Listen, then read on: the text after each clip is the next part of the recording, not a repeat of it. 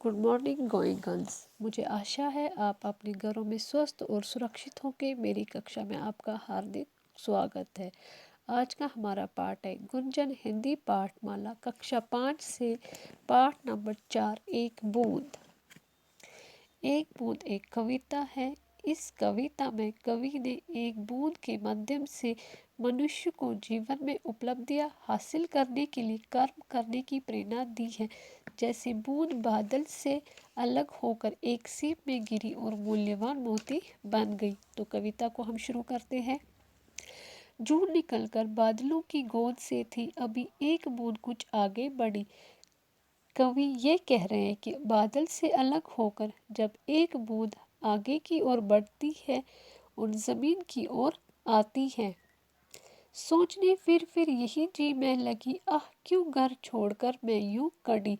बूंद अपने मन में बार बार ये सोचने लगती है कि क्यों मैं अपने घर को छोड़कर घर से निकली।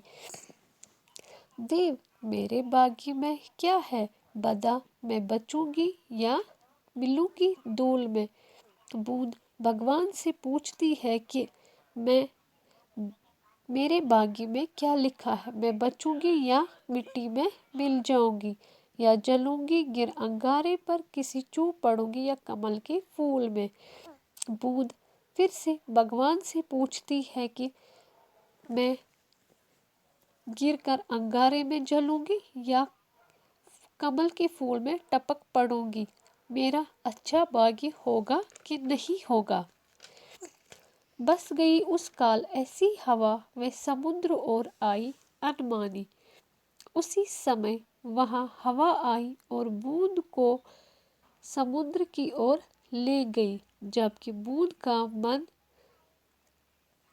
का मन नहीं था वहां की ओर जाने का। एक सुंदर सीप का मुंह था खुला, वह उसी में जा पड़ी मोती बनी। सीप का मुंह था खुला हुआ, उसके अंदर गिरी। जैसे ही वो उसके अंदर गिरी तो वो मोती के रूप में बन गई, यानी बदल गई एक मोती के रूप में। लोग यूं ही है झिझकते सोचते, जबकि उनको छोड़ना पड़ता है घर।